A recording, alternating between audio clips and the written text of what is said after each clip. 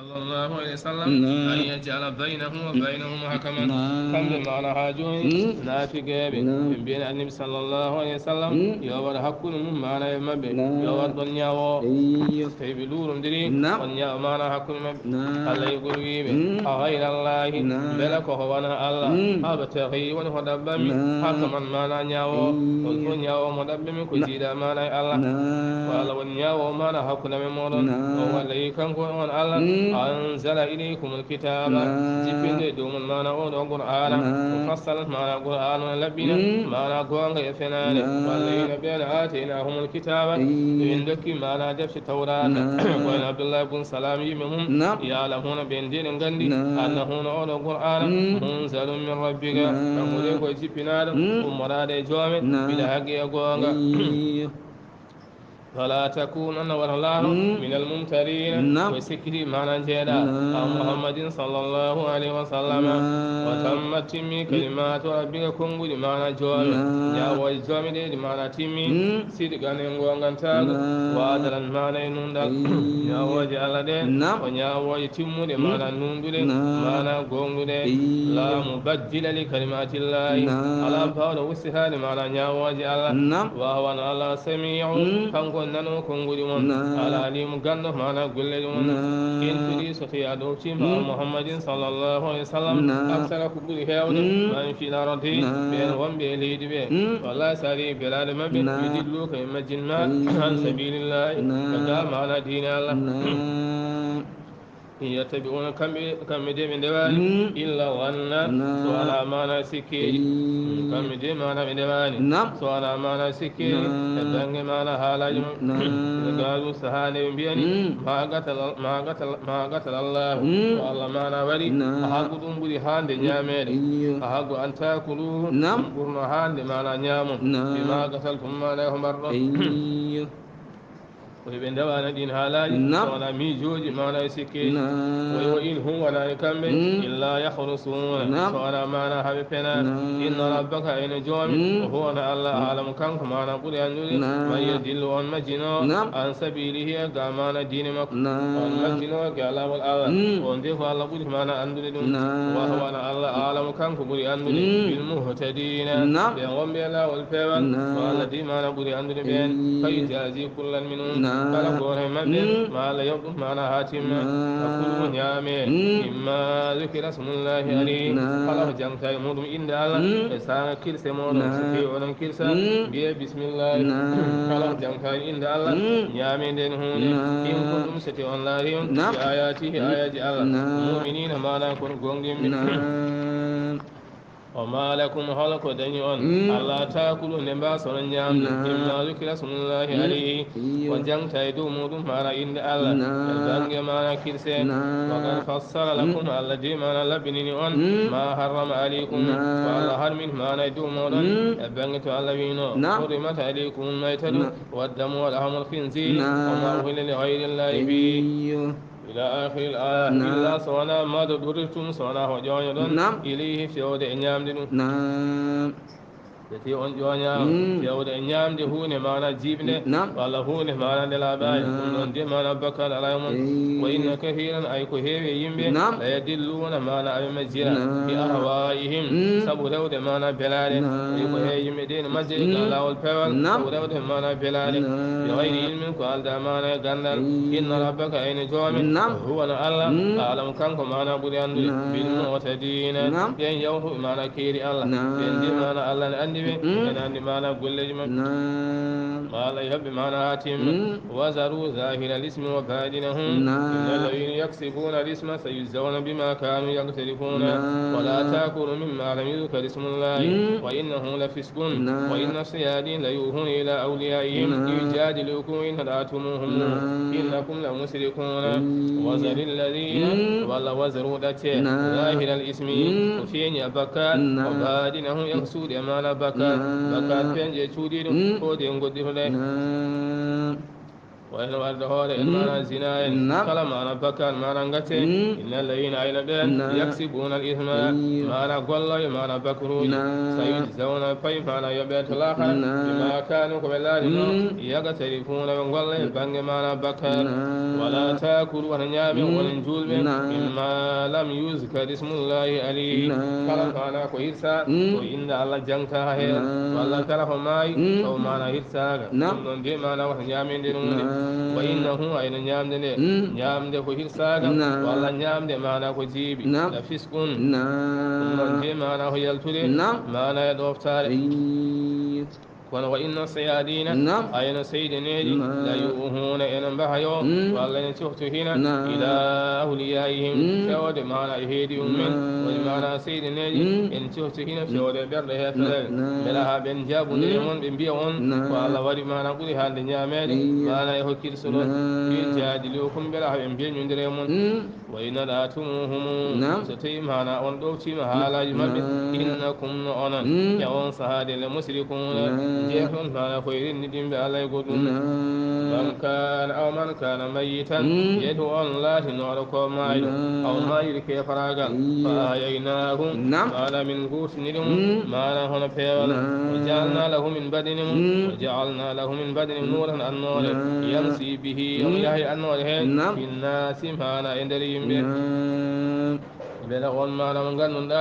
ko mayirnoɗo ke faragal min gurtini ɗum pour ne mana diine amo yaha mana e hakkude yimɓe amo waɗe lawol peewal bela oɗon amo nanditine amama haluhu on mo ganduɗa misal mum ke hulumati woni koye nibbere ke faragal laysa bi harijin minha wala jaltude ke faragal he wala jaltude mana e nibbere bela ɓeɗo mana ene nandi ala jaabo kola ɓeydi mana nandani kadali koye hono dani de no Allah mana suɗiniri mana hono julɓe limanagal ni suyyina lil kafirina hono on Allah mana suɗani wonandi yedduɓe Allah ma kanu koɓe laari yamaluna ɓe gollen ke faragal e goto wa kadalika koye hono dani no min badiri ɓeɗo mana faami hefre mana makka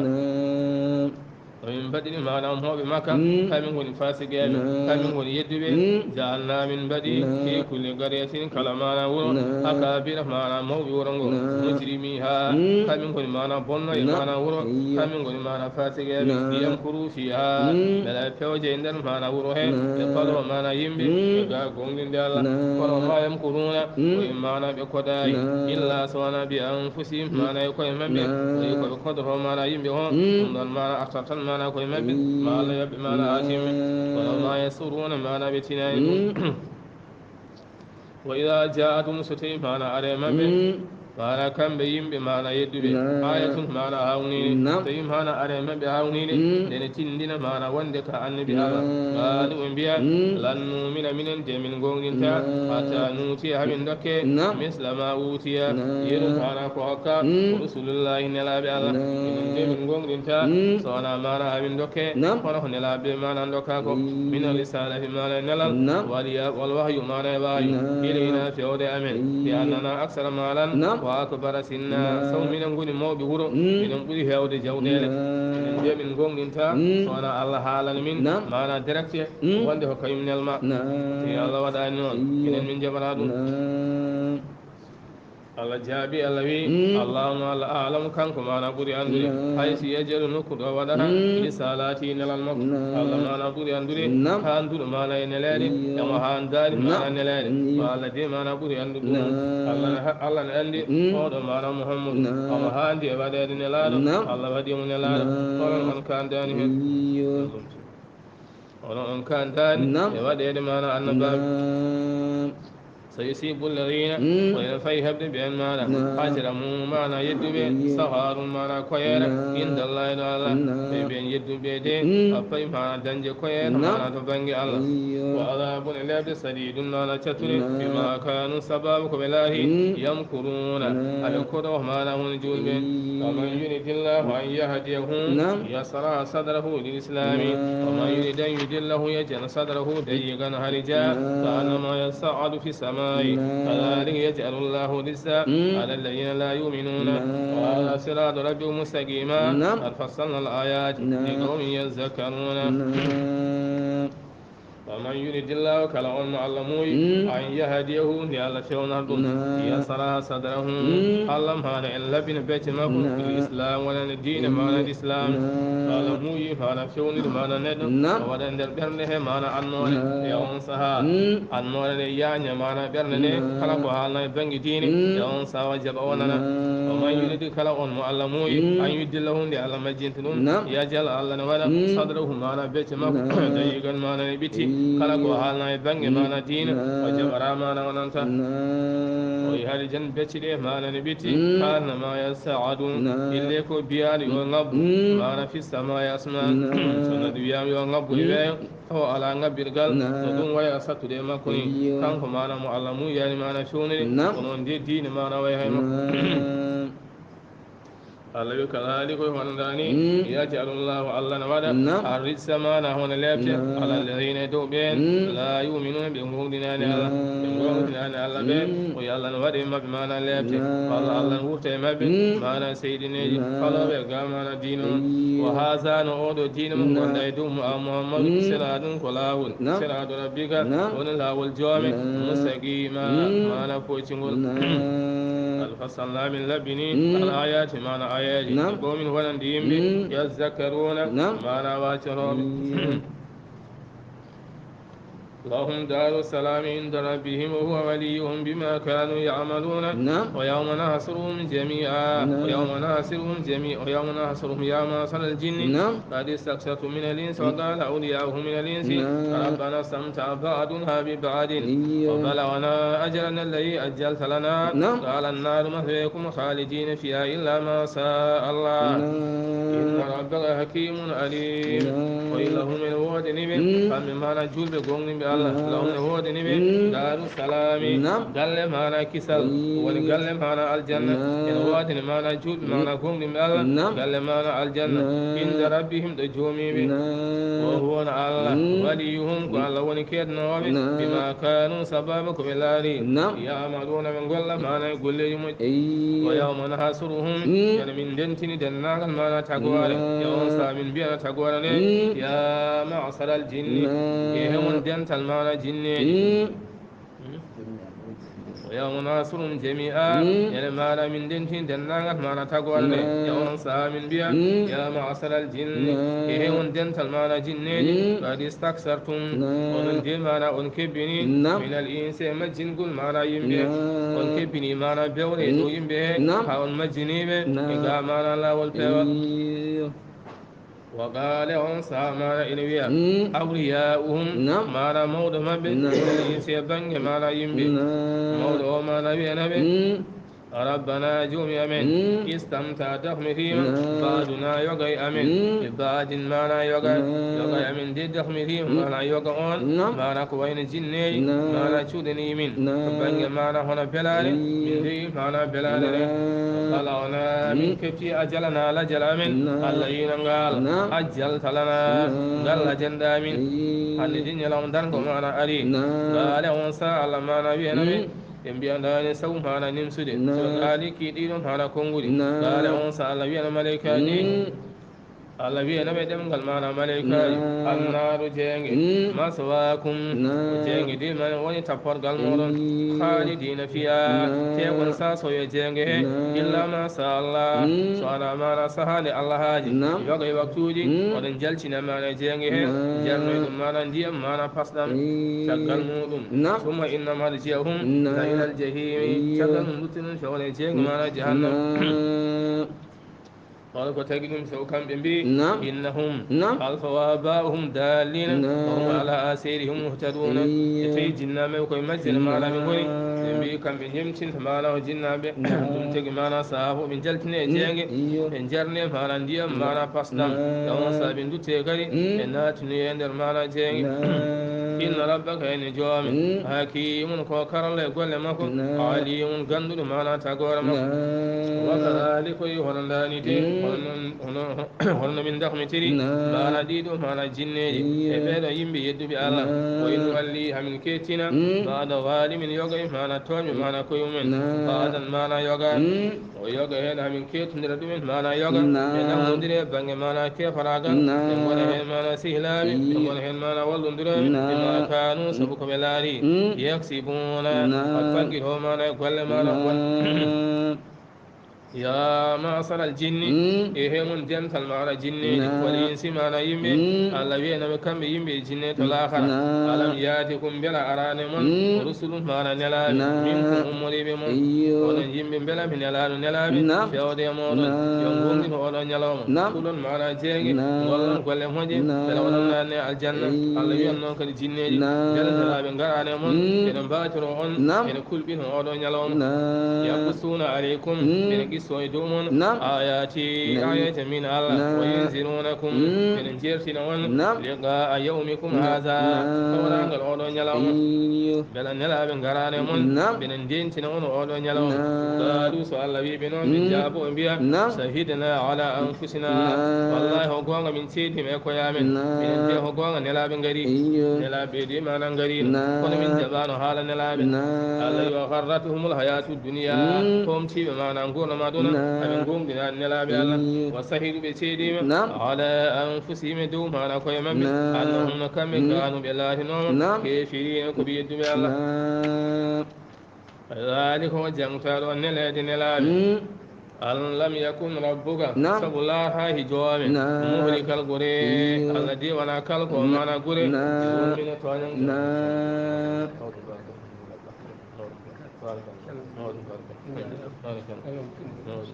يوم بارك الحمد لله مودمني وقال له مودم كي بارك الله أبلا يران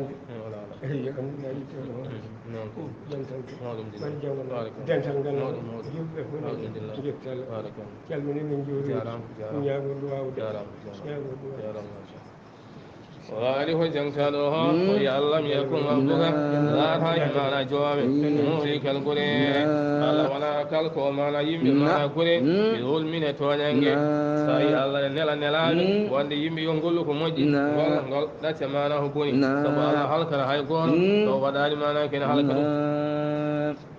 so Allah halkino tagore nde to nelani nelani ene wayno tuñi mana tagore no Allah wana toño mana tagore wadde o nela mana nelaɓe nelaɓe mana jettina mana hono nelal makko kanko Allah on sa nelaɓe so jettini kala mana jabɗon wonde mana dali kala mana seliɗo on ala ngal to janggo yawmal qiyama ذلك جمتان نلاد نلاد ألم يكن ربك لا راي معنا جوام مهلك القرى أو هلك معنا قرى بظلم من توجنج وأهلها تويم بمعنى قرى عاشلون معنا ينبل سنين غندا هلك ونمعنا دين ولكل كالقور معنا يتقور درجات ولا كالقور معنا يقول كالقور معنا يقول درجات أبن شقي معنا درجوج وبنج معنا قول فلا ندكو وقال مجي ما نقول لا إن تجي معنا درجة وبنجي الله وقال بند كري إن تجي معنا درجة kalau ngur da yang majene wondu wala hon jaberna kala ngur da ya bonan wondu wala hon jaberna wala kulli wadi kala ko te yimbe darajatun jabdi mimma amilu umrana ko golle golle moje wala golle bonde wa ma rabbuka wa nani jawab bi afilina muyibi kanko Allah amma ya'maluna ma na ko golle kan be fere alladhi ma na ya bani golle wa rabbuka in jawab ala hayni yum kanko ni jundi kinene ga tagor ma ko hajina tagor ne rewani Allah ay huna mala bonanta Allah dur rahama kanko ni jom yurmeni yasa so hajino kanko Allah yuzhibukum Allah itudo ne dawleydi hen wa halaka on wa yastakhlifu lumtina min ba'dikum tagal halkere mun ma yasa ko haje tagore mana kanko Allah so wala non onon yimbe on wawi halkude on o yittono dow leydi he o watta hen tagore nde wela so welama watta hen yimɓe wonde walla so welama o watta hen tagore wonde kama ansakum kono Allah tagiri on min zurriyatin ummorade gingol qawmin akharin yimɓe mana woɗɓe ni Allah tagi on yimɓe wonde yimɓe addunaɓe wonde kamɓe fof ɓe maayi mana haalaɓe hande onon kedde dow leydi he onon lomte dow leydi he onone so Allah haaji Allah ne wawi ittuɗum haalama adda mana tagore wonde haadi noon Allah waɗani noon saabu yurmede Allah e moɗon waɗen jaɓe haala Allah gollat mana golle moƴƴe gaccon mana ko moƴƴani innama tu'aduna faamede o poɗanɗon e banggue mana lebde Allah ñalawma darga o laatin mana ko garo sikki ala hen وما أنتم ولا لأنهم معجزين ونندي ولا بوتي توابي ما أنا لفت الله كي غورهم وابوتي دار ما أنا الله الله يقول ويا محمد صلى الله عليه وسلم يا قوم إيهم يمبيم يا ملون قال على مكانتكم يا الحالمون قال ما أنا يا الحالمون وقال دوم يبنج ما أنا دين ولا بنج ما أنا مجري قال دودون إني من عاملون إنكم قالوا يا الحالم ما أنا من قنيون فسوف تعلمون ولن فهم أنا أنديد جنة الآخر من تكون له قلم الله نولون عاقبة الدين وتن ما أنا قال ما أنا جتار سمين ولا صونا ولن فهم أنا أنديد إنه أيقوني لا يفلح على الهاي الظالمون ما لا تونيوه وجعلوا لله بدني الله كم يتوب الله مما زرع كم مراد ما نقول تجي من الحرث ما نيرمر والأنعام نعمتاج بدني الله نصيبا ما نقدر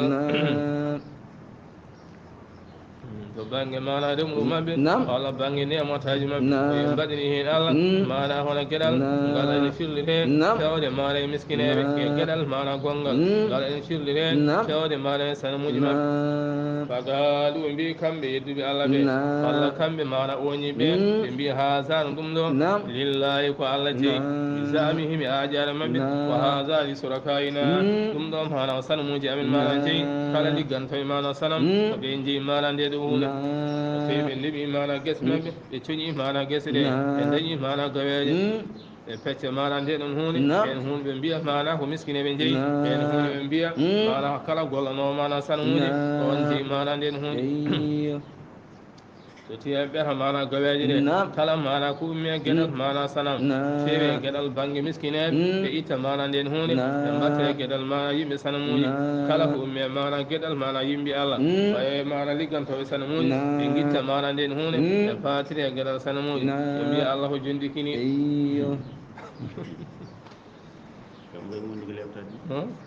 yimɓe gondi ko lebtade sanama ko ma wunde ma ƴette ma والله يرمني بين يرمني فقالوا بهذا لله وعلى كل شيء بزعمهم أجر من وهذا ضمن لشركائنا ما نقول نوبه ما نسلم جميع جي ما ندهون وما كان لشركائهم خلق الله ما نسلم جميع ولا يصل إلى الله ضمن ما يترى ما نتبني الله خلق يا جدال ما نقول نوبه سلمون ضمن كم خلق أمي مولون فيا جدال ما نبني مسكين يجتل ما نبته kono ma kana lillahi kala mana ko woden Allah kala ko mbi dum do ko miskine mana jeyi ay fa hono dum yasiru en yetto ila surakaihim yawde gedal mana sanamuji men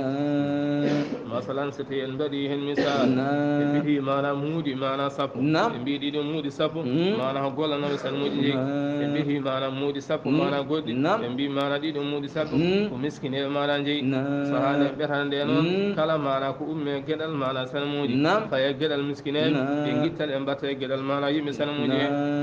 kala ko umme e gueɗal mana yimɓe miskinen ɓe faya gueɗal sanamuji ɓe mbiya gaccere on sabu Allah jondikini o wi sa a boni ma yahkumuna ko ñawata ndeɗo ñawoje boni mana ndeɗo ñawode wa kadalika i wonandani de zayyana mana sudanama lil kasirin mana ko heewi minal musrikina mana e musrikine koyerme ɓe sudanama hasla awladihim warde mana mbiɓe mumen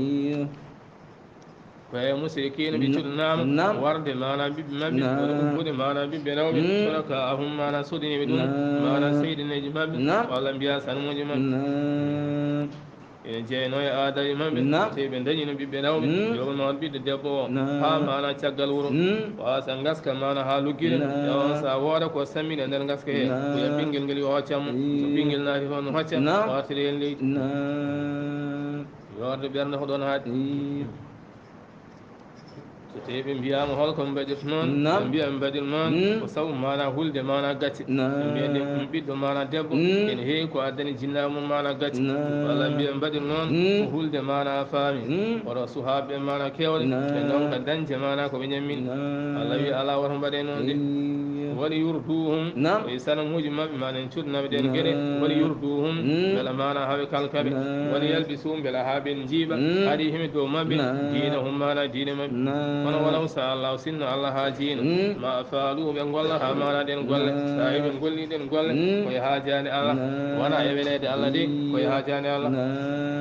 فقالهم وتشبه وما يفسرون يقول لي ما لا دين قول دي أتشبه ما لا يقول لي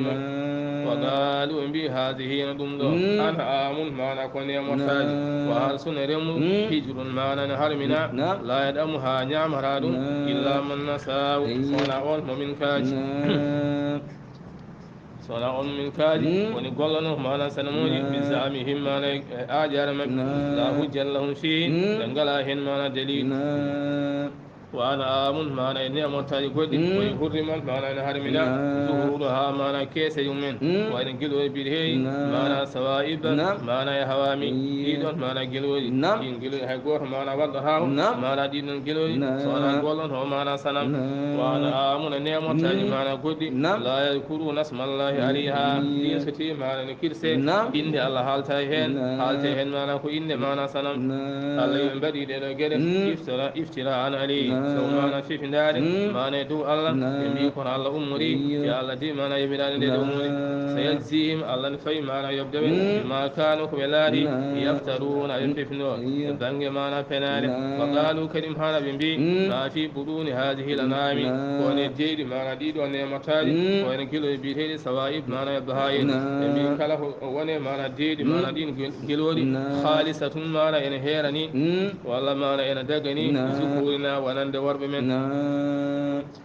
kala mana gelori bi heedi sawayi bahayi kala mana ko jibini non ko bibbi warbe tan mana nyamara bido debbo nyamara hen woni khalisatun herani bi sukurna bibbi men mana wonde o muharramun harmina ala azwajina e rewbe meden e bibbi meden mana rewbe wa in yakun mayta fi hunde non ko jibi fa hum no kambe fihi mana yamuru suraka o kambe mana ndindi hen fi hunde ko hirsa mana bibbi warbe tan mana nyamara e rewbe nyamara hen so tin mana ko jibi mana hirsa kami fu mana ndendi wonde da fu ni nyame bi odon sariya mana ko Allah mana umuri Allah wi ala dum ko penare mun sayzihim Allah fay mana yabde be wasfuhum mana sifaji mambe ko be dangna ko Allah dangna Allah bi karmin ko Allah mana dagni Allah fay mana yabde dum innahu Allah hakimun ko karole gole mo alimun gandu mana tagoro mo